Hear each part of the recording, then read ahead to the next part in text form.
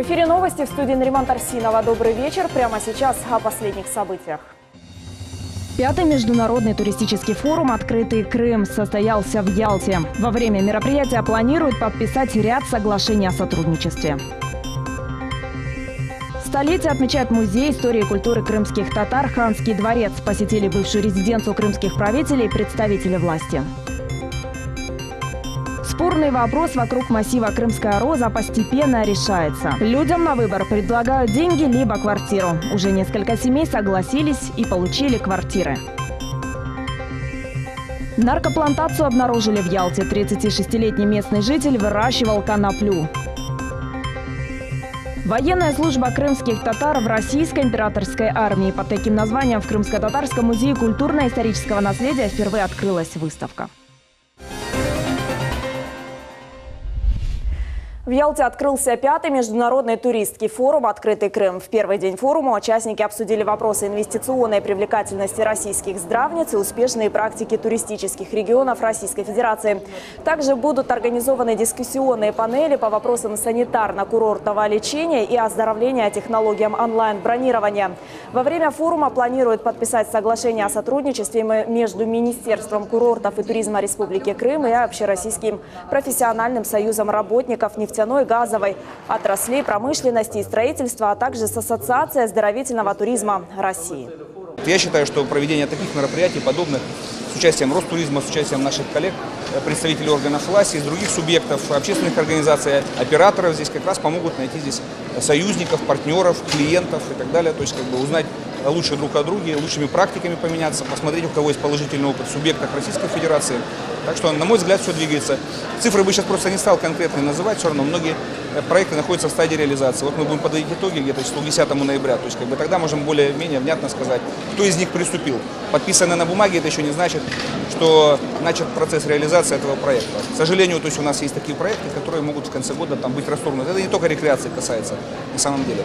Поэтому вот готовы будем. Ну давайте до 15 ноября подведем такой итог. Я справочный материал тоже дам. Столетие отмечает Музей истории и культуры крымских татар «Ханский дворец». Посетили бывшую резиденцию крымских правителей и представителей власти. Они осмотрели ход реставрации Большой ханской мечети и южного строения главного корпуса Ханского дворца и приняли участие в заседании круглого стола. С места событий наш корреспондент Султани Ситакаева. По случаю столетия со дня основания Музея истории и культуры крымских татар «Ханский дворец» в Бахчисарае состоялось открытие мемориальной доски первому директору и основателю музея Усеину Баданинскому. Кроме этого, представители власти осмотрели ход реставрации Большой ханской мечети и южного строения главного корпуса Ханского дворца и приняли участие в заседании круглого стола на тему «Практические аспекты развития Бахчисарайского музея, органы власти и музей», во время которого Сергей Аксенов вручил генеральному директору музея Вадиму Мартынику отличительный знак – часы от главы Республики Крым.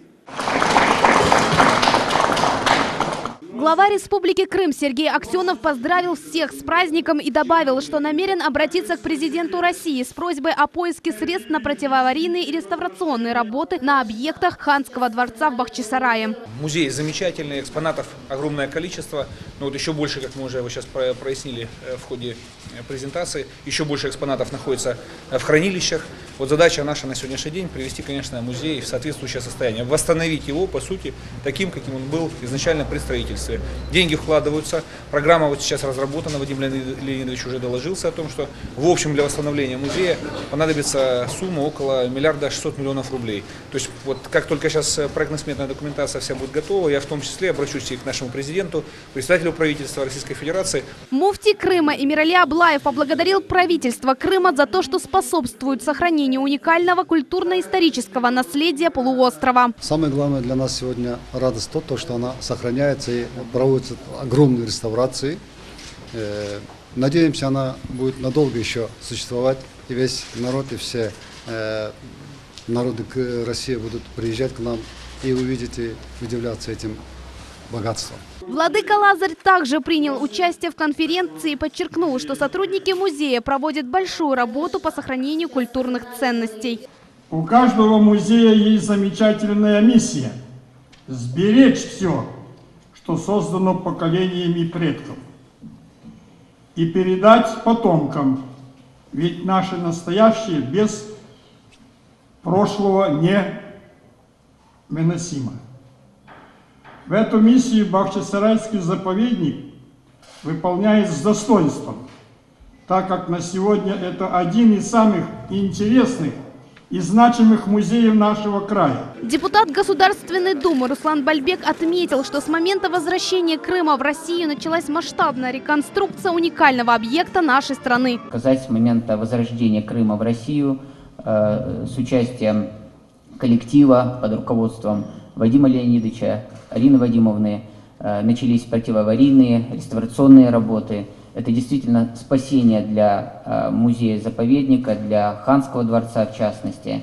Также руководству музея от Министерства культуры Южного федерального округа был подарен Коран 1903 года.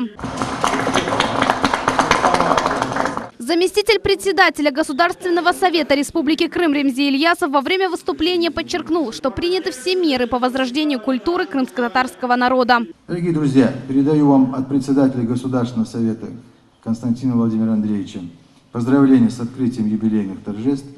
Искреннюю благодарность всем, кто внес и продолжает вносить свою лепту в создание достойного настоящего и будущего нашей республики. У нас с вами есть ясное понимание целей, к которым мы стремимся, есть желание и силы, и средства добиваться решения все новых и новых задач. Этого ждут от нас, и я уверен, что мы сумеем оправдать эти ожидания. Данный музей известен далеко за пределами Крыма и России и является гордостью всех крымчан. Поэтому этот уникальный памятник должен выглядеть достойно. В 2014 году приезжал наш президент России Владимир Владимирович Путин. И после того, как он приехал, сюда начали выделяться средства и огромные. В работе этой комиссии было видно, как федеральный центр заинтересован именно в сохранении культурного наследия Крыма, и отдельно был поднят вопрос именно по Ханскому дворцу. Стоит отметить, конференция в историко-культурном и археологическом музее-заповеднике продлится 2 дня. Султания Ситакаева, Аким Бекиров, телеканал Миллет. ФСБ возбудила 3 уголовных дела по фактам диверсии в Крыму. Об этом сообщили в пресс-службе ведомства. Напомним, повреждение ЛЭПа и газопровода возле станции Виноградная в районе Алушты произошло вечером 31 октября. Еще один газопровод в районе Алушты был поврежден утром 1 ноября. В Национальном антитеррористическом комитете и на предприятии Крымгазсети не исключают диверсию. Газоснабжение, электроснабжение, все восстановлено. На самом деле там ущерб незначительный. Гадости от сопредельного государства, я имею в виду от их руководства, ожидаем там регулярно. Знаем, но сегодня, я еще раз говорю, здоровью и жизни граждан на территории ничего не угрожает. Я еще раз говорю, сегодня Российская Федерация все вопросы, связанные с безопасностью, все решила давным-давно. Министерство обороны Российской Федерации, Федеральная служба безопасности здесь на своих местах все находятся, так что никакой угрозы для жителей нет. Спорный вопрос вокруг массива Крымская Роза постепенно решается. Дело в том, что в этом месте хотят построить жилой массив, но не все местные жители согласны с таким проектом. Их дома будут снесены, но инвестор обещает, убытки будут возмещены. Людям на выбор предлагают деньги либо квартиру. Уже несколько семей согласились и получили. Строительство в первую очередь уже начали. Это законный владелец земли, крупный инвестор. На этом месте собирается строить жилой микрорайон для 11 тысяч семей. Это не точечная застройка, а новый для Крыма опыт. Уже в этом году здесь начнется грандиозная стройка. В течение 11 лет здесь будет создан микрорайон с готовой инфраструктурой. Первая очередь строительства уже началась. Это многоэтажные дома. Вторая очередь планируется у нас в районе улицы Никанорова. Непосредственно к ней будет примыкать. Это 8 домов, 3 из них 16-этажных, 5 домов будет этажностью 7 этажей. Мы сейчас выполняем изыскания, геологию, геофизику, другие виды подготовительных работ. В общем-то, готовимся к тому, что объект скоро зайдет в экспертизу. На этой территории уже в декабре этого года начнется строительство школы и 2 детских садов на 280 мест по федеральной целевой программе. К 2019 году застройщик планирует сдать эти объекты в эксплуатацию. Здесь обязательно будут и культовые сооружения. Будет церковь. Она будет размещаться на участке северный. Будет мечеть, она будет размещаться на участке южный. В общем-то, они будут создавать правильную, красивую композицию. Кроме этого, мы поставим здесь 11 небольших встроенных детских садов и 3 больших детских сада, каждый на 280 мест. Сейчас 2 из них уже имеют статус объектов региональных целевых программ.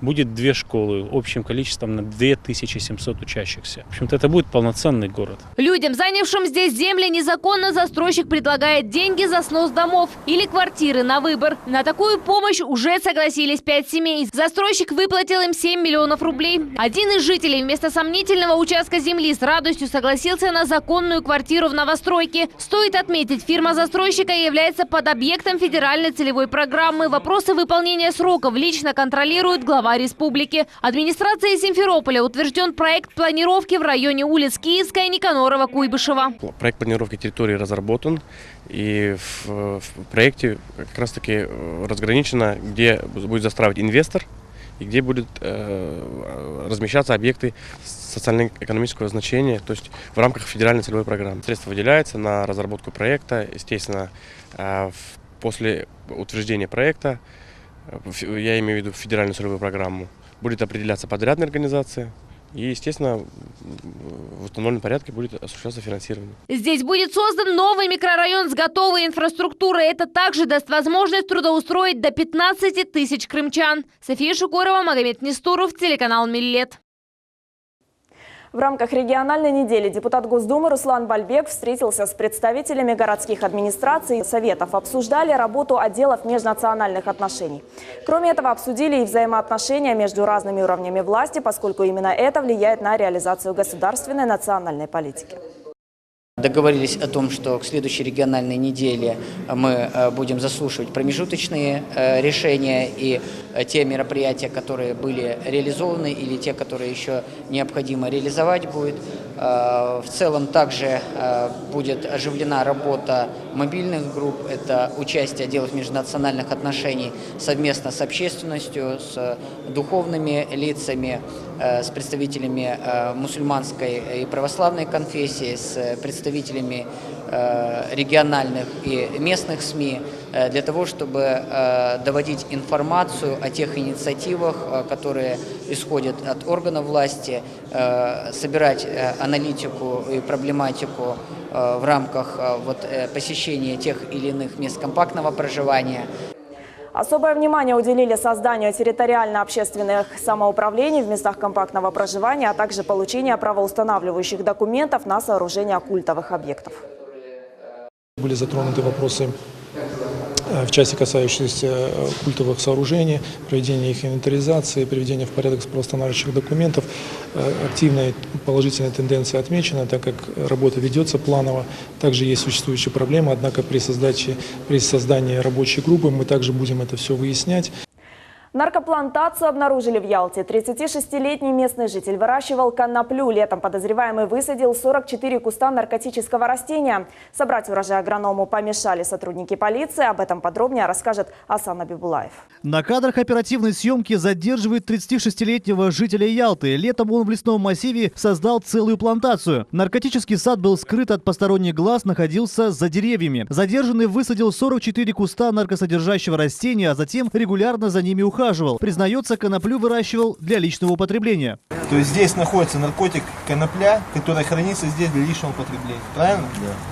13 кустов злоумышленник успел сорвать и поместить в заранее пригнанный грузовой прицеп для сушки, а также расфасовал по полимерным пакетикам. Собрать оставшийся урожай ялтинцу помешали сотрудники полиции. Всего оперативники изъяли у него 29 килограмм высушенных растений. Возбуждено уголовное дело по признакам преступления, предусмотрено частью 2 статьи 228 Уголовного кодекса Российской Федерации. То есть по факту незаконного хранения без цели сбыта частей растений, содержащих наркотические средства, совершенное в крупном размере, а также по признакам преступления, предусмотренного частью 1 статьи 231 Уголовного кодекса Российской Федерации, по факту незаконного культивирования в крупном размере растений, содержащих наркотические средства. Следственным отделом в отношении так называемого агронома возбуждены сразу 2 уголовных дела: незаконное хранение и культивирование растений, содержащих наркотические средства или психотропные вещества. Задержанному грозит до 10 лет лишения свободы. Военная служба крымских татар в российской императорской армии. По таким названиям в Крымско-Татарском музее культурно-исторического наследия впервые открылась выставка. Посетителям были представлены материалы научных исследований, кино и фотоархивов. Подробнее в сюжете Мухаммеда Зикиряева. Я думаю, это гордость нашей семьи, так как он непосредственно занимал участь в крымско-татарском полку «Уриет». Сохранившиеся фотографии начала 19 века – ценный экспонат выставки. Школьник Керим рассказывает о своем предке. Его прадед служил в армии Российской империи. Говорит, это гордость всей семьи. Историк практически не изучал материалы о службе крымских татар 19-20 веков. Представленные материалы – это то, что изучали за последние несколько лет. Создать такую выставку вдохновил военный историк Андрей Сакович. Тема военная служба крымских татар вот, в обозначенный период, она, в общем-то, к сожалению, менее была исследована, но вот за последние годы появились очень интересные книги, монографии. Спасибо большое Андрею Викторовичу Саковичу, который буквально подтолкнул нас к этой теме, к тому, что мы попытались ее раскрыть. Мы всегда не то чтобы боялись, но опасались, потому что недостаточно было материалов. На выставке представлены фотографии офицерского собрания и полковой мечети Крымского конного полка, которая была построена в 1909 году. Представлены уникальные книги, которые были изданы в единичном экземпляре. Посетители ознакомились с интересными произведениями, живописями, рассказали историю военных частей подразделений русской армии, состоящих из этничных крымских татар. Столкнулись с литературой, которая повествовала об эскадронцах, естественно, вызвала интерес. Ну и потом дальше больше стали собирать по крупицам сведения. И параллельно, собирая материалы в библиотеках, по интернету. Вот эта вот выставка, она получилась спонтанно, то есть она не была запланирована за много лет, она соединила усилия и автора книги, где-то нашей исследовательской работы. Помог в подготовке экспозиции российский военный историк, заместитель главного редактора журнала «Милитари Крым» Андрей Сакович. Историк отмечает, подготовить такую выставку непросто. Цель единственная пока – это, в принципе, донести до крымчан историю военной службы крымских татар. Эта история очень интересная, уникальна не только для Крыма, но и для всей России.